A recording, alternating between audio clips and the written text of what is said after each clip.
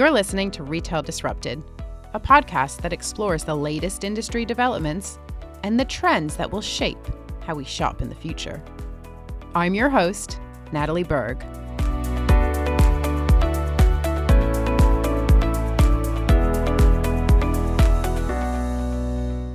Welcome back to Retail Disrupted, where we explore how the world's most innovative brands are shaping the future of retail. Today, I'm thrilled to be joined by Heni Hazbay, Marketing Director for Argos at Sainsbury's.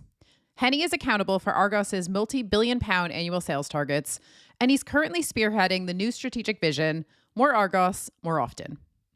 Heni, it's fantastic to have you here. I should also say that before you joined Argos, you worked across some of the biggest names in tech: Google, Microsoft, YouTube, Vodafone.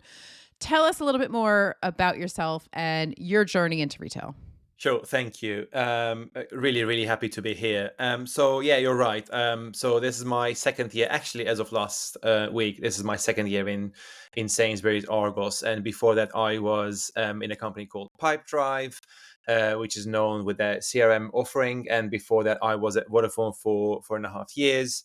And then before that, Microsoft and Google for 8 years, 2 years of YouTube, where I spent some of my time in West Coast. So definitely born and bred in big tech, and then moved into more, I think, UK businesses, a bit telco, and then first time in actually in retail. So it's quite exciting. Nothing like I've done before. So I'm sure we're going to talk about it a lot, but that's really fascinating. Well, it's so wonderful to have you here. I've been wanting to get you on the podcast. And of course, we're now in retail's busiest time. We're in peak trading season. So I will come back to that. But I do want to ask you, what you're seeing in that space, what you guys are doing. Now, Argos is one of the UK's most recognizable brands. But like any brand, you've got to keep adapting to stay relevant to customers. I think it's been interesting to watch your evolution from print to digital because it's been one of the most visible transformations in the retail industry. So, can you tell us a little bit more about it? How is Argos being re-energized for a digital-first world? Yeah, this is an iconic brand. Everyone that I talk to, when I say I work for Argos, everyone, but literally without exception, everyone brings the catalog. So I think this is literally a childhood memory for I think everyone above a certain age in the UK. But now even younger people are recognizing the catalog. I think it's been a really successful brand for many decades. But obviously, especially now the time is changing, and as all the brands should, we're also adopting into what customers are asking for, and where they are basically on their journey to purchase something. Now digital is playing a much bigger, much more important role. You can assume majority of our sales are now coming from digital, and it's been a journey, really. I think as a marketeer, my biggest challenge is um, being adapted to what customers are looking for and where they are looking for, more importantly. Our latest Christmas ad campaign is a really nice segue into how we tackle it. And I think at the beginning you said there's more to Argos as our brand platform. That's actually attacks that head on. So we are known. We're not a startup. We are a very well-known brand. But I think we are more associated with distressed purchases on a daily basis, but we're less thought of when people are on the market for a desirable big TV, for example, or the latest and fanciest phone. So we are less thought of on those missions. So I think that the whole reason and the thought process behind there is more to Argos is actually we are not just good for toys. We're not just good for the whatever you ran out of your home, or whatever your small appliance that just broke. We have much more of that one. So that's where we are attacking head on into customers' brains, and hopefully we see some green shoots. But this is definitely the focus on us telling who we are, and this is part of the transformation. Yeah, and it sounds like there's quite a big opportunity to go after that customer. The more Argos, more often. It's an ambitious vision, and it sounds like you guys are making good progress here. I noticed in your most recent results that you've noted by improving the digital customer journey, you're driving more traffic online, you're increasing the basket size. I'd love to get your thoughts on brand perception here because like you say, you guys do a great job of catering to that distressed purchase. I think you also do a great job conveying value to the customer, which of course is incredibly relevant in the current climate. But it sounds like what you're saying is that you're really trying to elevate the brand and widen the appeal. Do you think that customers have shifted their perception of Argos? They start to. As any marketeers would know, these are very stubborn metrics. So it doesn't happen overnight. So we know it will take time and investment and energy and marketing money to change that perception. And I think we have the right strategy, and I think the direction's right. So we have to be resilient and focus and just deliver that customer mind perception. Whilst we do that, obviously, our competitors are not standing still, right? There's such a dynamic, I think, industry. Everyone's trying to solve for a problem of the customer. So we have to respond to those and we have to kind of adapt to those, as well as kind of whilst trying to get to our end goal. So long answer to your question. We're getting there. We're by no means there yet, but we're well aware it will take time. But we know that's the right, I think, strategy, and we have all the right mechanism to get there. So quite exciting time for us. Yeah, yeah, and you're right. These are big things. They don't happen overnight. You've got to keep being consistent as well, I suppose. I think that's probably a really important point here. And also, I know you guys have been doing a lot around storytelling, and I want to get into that. And I also want to bring your what you've just mentioned about your competitors into this because you're right. There's a lot of competition. There's a lot of noise. You've got the big high street retailers launching their own marketplaces, so that space is certainly more crowded than it used to be, on top of some very strong legacy competition. So I'd love to know how you're sort of using storytelling and I guess connecting with shoppers on a more emotional level as opposed to it just being about the transaction. So how are you conveying that message? And yeah, what are you guys doing in that space? So we have our two lovely mascots that we're using for the last couple of years, Connie and Trevor. I think they tell a consistent story for over, I think, 2 3 years now, and we know they are quite distinctive. They are instantly recognized. Oh, it's an Argos ad, and whenever there's humor, I think there's that emotional connection as well. Everyone, I mean, every company does it in a different way. You can think of, sometimes Nike being quite emotional and makes you feel goosebumps, and I think our way to touch the people emotion is to make them laugh, maybe a giggle. And that's, I think, how we talk to the customers. We know that's a very positive emotion that stays with the people when they hear a joke or banter or a pun in any of our ads. And I think that's a really nice way to make people smile, I think, if anything. So we know that story of Connie and Trev, with a bit of a banter, with a bit of a role that they play, whilst telling what is Argos about. I think that is really working well. Obviously, we're looking at every single metric whenever we run a campaign. So we're still seeing very good results. And competition is only one part of the equation. I think um, there shouldn't be any podcast without mentioning AI. So let me bring that in now. The customer behavior is changing as well. So we see a lot of shift from typical querying on Google or Bing or whatever your favorite search engine is. It's now going into conversational questions.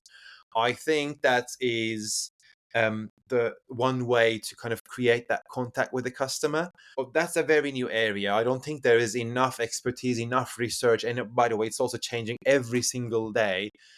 That's my passion area. So I'm trying to be on top of everything that happens on that front. And that is really, really hard to keep up. I think competition aside, I'm trying to understand the customer.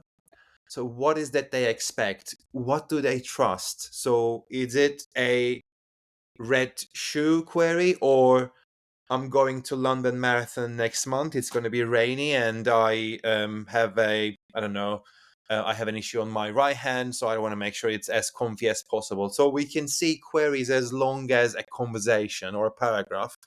We have our lovely Connie and Trev embedded in the website, that is using the latest LLMs to answer the customer's queries, so they can compare the two items that they found. So I think it's all about understanding the customer, how everyone's now looking for Argos on top of the product they look for, and it's almost combining that new strategy, which is ever changing, whilst understanding what the competitors are doing. So maybe going back to your initial, high street incumbents, bigger players, smaller players. I think we all fight for the same share of wallet, which is only getting smaller, especially in the UK. So it's a deflationary market. Cost of living is still a worry. Rachel Reeves' budget announcements is only a few weeks away, so we know people are still a bit nervous about what's going to come. Will they pay more tax, or will that be other consequences? So it's a perfect storm really for a retailer to kind of navigate between all of this ever changing environment. We have a plan, and we are very confident on our plan. We will stick to the plan. That doesn't mean we'll ignore the outside world. We'll respond when and if relevant, but I think that's the strategy we're having. Otherwise, you will go, I think, in random places, or this company have done this, they just launched that, and then here they came, or they're offering this one, here's the value they provide. Then where do you really fight? I think you have to stick to the plan whilst understanding how this very dynamic world is evolving. Yeah, and I think you're right to be focused on the customer rather than the competitor. That's what the most successful retailers have traditionally done. So I think that's good advice for our retail listeners that are tuning in today. And also, you touched on something that came up at an event that I went to last month in Belgium, which is how shoppers are using tools like ChatGPT and Gemini. And this was actually a Google session, and they talked about the disparity in the of experiences. So when a customer goes to say ChatGPT, gets a very instant, hyper personalized response, a matter of seconds, and you get a really good result. And you're right, shoppers are entering much longer queries. They're getting very detailed. They know the better the prompt, the better the answer. Yes. And there is this disparity, I think, because things are moving so quickly with AI, between the type of experience you get when you go onto ChatGPT or Gemini versus going on to a retailer site. So, to what extent do you feel, as a marketeer, to what extent do you feel there is a bit of catching up to do on the retailer side? I don't think we'll ever be in a place to compete with a known LLM like you mentioned, ChatGPT, Claude, or Gemini. This is not our job. That we're here to, I think, delight the customers by providing the best value as well as the most convenient ways to get to their item that they are in the market for. So that's our job. I think the problem, not the problem, but the unknown is, and when I reflect on what's happening in the last couple of years on the LLM space, it's like 25 years ago what SEO was like. Nobody really understood the algorithm. There wasn't enough article. You had to really try and fail, and build and write your own book if you want how to, I think, get on top of the Google rankings. And lots of people did different stuff that worked for a while, then did not work anymore. It's constantly evolving. But if you are a website that is doing anything, basically, even if it's a blog, there is somewhat mature SEO playbooks that you can find, and then you can do, to the best of your ability, you can do SEO optimization, and I think rank, high. Let's put it that way. Whereas it's like for LLMs, it's literally day one in the grand scheme of things. Nobody knows what works or what doesn't work. We are still at the very beginning of understanding how LLMs work, and the more, I think, fascinating thing is changing every day. I was reading the other day that I think it's been shared like hundreds of times on LinkedIn. Oh, LLMs are getting 40% of their information through Reddit and Wikipedia and then high authority domains. And then I've seen an influx of people trying to, I think, get into Reddit by either black hat ways or more formal and legal ways. And then it's just suddenly stopped because I think LLMs understood that it's being rigged in a way. So how do you fight with that? It's changing every day. So catching up from a retailer perspective is difficult, but I think we are investing a lot of time and money to understand how to be as, I think, transparent as possible to the customer, so that we're there when there is when there is a question, especially a LAM type of question, like a conversational question. Can we be the best one so that LLM can show our snippet or our results, or can recommend our website?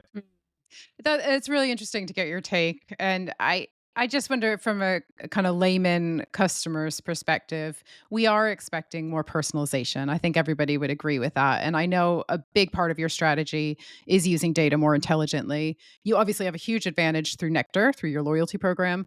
So how, I guess, just to kind of switch gears a little bit, but how are you leveraging that data to drive more meaningful connections and to really personalize the experience for your customers? It's all about first identifying the customer. So, in a typical marketeer's world, that has become only more difficult because of the privacy issues, browser restrictions. So, first of all, when someone lands on a page, especially in an unlogged in state, it's becoming more and more difficult to understand who that person is. Obviously, you still have some proxies that you can use, but you would still have to sometimes do a bit of a guesswork, and there is still some personalization to do based on the location, the browser, the operating system as well. But the real value comes when someone's identified. So we definitely use as much as we can. Um, someone, whenever they're consenting, we definitely use the typical way of I think understanding who the customer is via their cookies, and then if they've been to our website before or to our app before, which pages and categories they visited, and then can we show them something relevant whenever they come, especially can we predict what they're on the market for, but more importantly, can we tell them or show them something that they didn't know they want? And I think that's where things are getting more excited. I think it's a little bit easier to understand what someone is on the market for if they're coming to your website and browsing the same fancy phone page for the last 5 days. You can tell with a high, I think, a confidence that, okay, you know what, this guy is after that new shiny phone, and it's not where I think you make a difference. Can you tell or can you guess as accurately as possible something that they didn't know they wanted? So that's, I think, where um, AI or prediction or machine learning, whatever you want to call this, becomes an art, right? So I think it's a bit of a combination of both. You need a bit of a creativity. It's not just binary ones and zeros, if this and that. He did this, so show him that.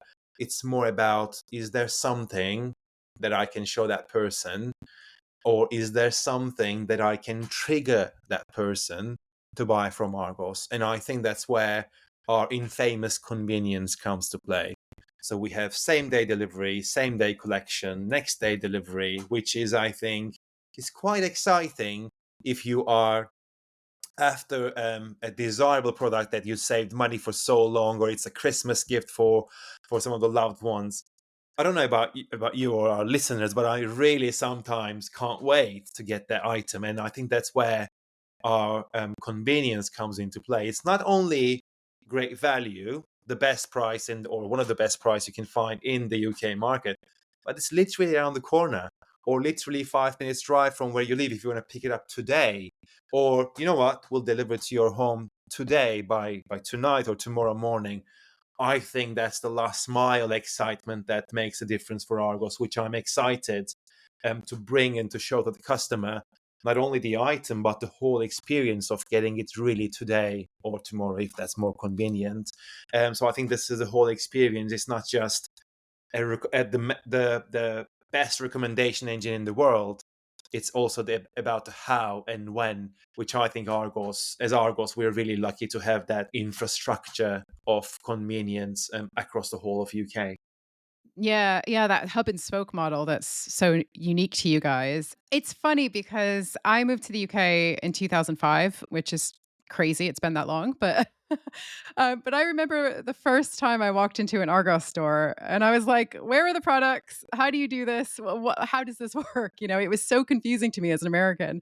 And at that time, of course, it was largely catalogs, you know, maybe some screens, but it was a case of flipping through the catalog, getting one of the pencils, writing down the SKU number, and then paying and collecting at the counter. And I just hadn't seen anything like that, so I thought that was just so interesting. And the reason I'm bringing this up is because, and I've said this, to many journalists over the years, I think Argos was unknowingly ahead of its time, because here we are 2 decades later, and yes, everything's digitized, but the whole click and collect model has become the norm. And now we're even seeing some retailers open up store level inventory data to allow for things like 1 hour click and collect, which is what you guys do so well. It's so much more aligned with what you do. So I'd love to get your take on stores. So what do you make of this evolution in how we're shopping and how we're behaving, and what does it tell us about the role of stores in a digital era? So stores have always been a big part of Argos, and I think it still is, and to be honest, will continue to be one of the most important, I think, layers of the whole experience, end to end journey. So I think stores are really serving the customers in two ways. A, they can come and be inspired because we have the screens that they can shop and look and ask one of our colleagues to whatever they have in mind. For example, oh, you know what, that's my son's birthday next week or today. What can I get, etc. So the colleagues will be really there to help. So that's always the human touch. And I think obviously we've discussed about LLM. So although they are incredibly amazing, they are still far away from that human warmth, if you want, and never can never, I think, replace everything that a human can do from understanding the psychology of the other human in front of you, from the look and feel, from maybe the rush they are in or the panic they are in, right? So that's not coming up in whenever you type the best prompt in the world. So that human aspect will always be part of the store value. But also, I think stores are really great if you want to come and collect. So I think, going back to my previous example, I'm sure there are many people like me, but when I press that button or pull the trigger, when I pay for that item, I want to get it immediately. I want that item to be teleported to me now. So and I know majority of our customers are similar. It would be there will be a bit of a gap if I didn't discuss or mention our app, which we're putting a lot of money behind. We've been investing quite a lot in our app, and we've seen really good numbers in the number of downloads, percentage of revenue coming through app, and of course the app has many other advantages that a desktop cannot have. For example, show your QR code to the colleague and click your item immediately without having to wait or without having to worry about, oh, what do I do now? Who do I speak to now? Or can I get my item? So I think app is almost like an intermediary that helps the overall customer journey as well as satisfaction. So stores are playing a very important role in our end-to-end omni-channel customer journey. Obviously, it's up to a customer if they want to visit a store or if they want to do everything end-to-end online through the web or the app. But the stores will always be there, hopefully with a smiling face, and then give a bit of an inspiration, and then just be there whenever there is extra help needed. Yeah, and I think the fact that so many retailers that started life online, those digitally native brands that didn't have stores, the fact that they're moving into physical retail in such a big way, I think really confirms that your model is it's the future. You need to have that kind of unified experience for the customer, allowing them to shop on their terms, and recognizing that for some shoppers, actually, it is more convenient to go into the store and collect, and it's just offering them choice, letting them shop how they want to shop. That's So it. It's all about customer, being customer first, being customer obsessed. yeah, definitely. Now, Henny, I just want to go back to AI because obviously AI has had a big impact in marketing across sectors, but I think especially within retail. I'd love to know how you're using AI at Argos to make marketing more efficient or more relevant to your customers. What are you doing in that space? So I mentioned Connie and Trevor chatbot on argos.co.uk. So if you go to argos.co.uk, on top, just next to the search bar, you'll see chat, a green button, which is our chatbot. You can actually ask anything about anything that we sell. So it's trained based on our data. It's getting updated regularly. So it's quite fun to use. So that's one thing that I think we're incorporating again to catch up with the customer's expectations. That's one thing we do. Second thing we do is much bigger from an enterprise perspective. Can we use data to automate reporting and get more accurate reporting, because we have wealth of data not only on Argos but across Argos, Habitat, Sainsbury's, and Two and Nectar, which are all the brands that we own today. And so can we do things faster, better, and more efficient with the use of AI, especially agentic AI? I think, from a marketeer's perspective, I think we've all been using AI for many many years without knowing it was AI actually. So if you ever advertised on Google, there is some kind of an AI within that. So especially Google search ads. There have been lots of AI functionalities, but it wasn't just called AI, right? So it was always suggesting you, here's a better version of your text ad. Go back 10 years, that they were always kind of telling you, oh, by the way, did you want to use that keyword or that keyword? We suggest you remove it because it's not getting any traction. This is all AI because, I mean, well, AI, I mean, depending on how you define AI, but this has all been in our lives as marketeers if you've been around for more than a decade. But obviously it's the hype word for the last couple of years now.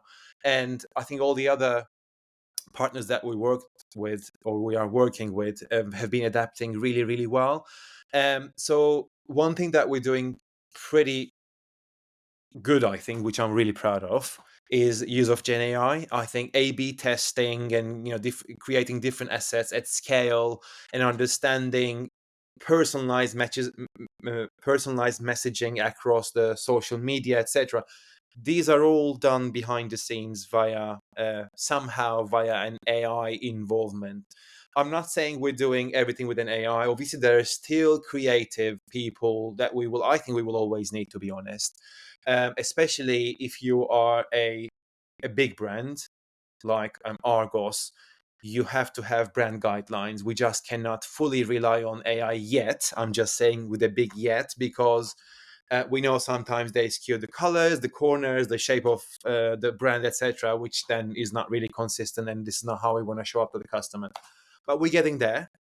So our TV ads are still using CGI, but I'm really happy to see the progress on how much CGI is needed today and how much the trained LLMs can do the bulk of the work. I think before we know, we will all be able to create TV quality ads if we train the data with the right assets and with the right I think images that we have. We're getting there, and I really am passionate about this area. So pushing the partners, our agency, the team, to make use of AI as much as we can. So it's kind of still green shots in our everyday daily use, but I can see the light at the end of the tunnel, where it's going to be massively AI first, then I think human, and then all traditional ways of doing stuff behind a big screen where people sketch things and do what they do.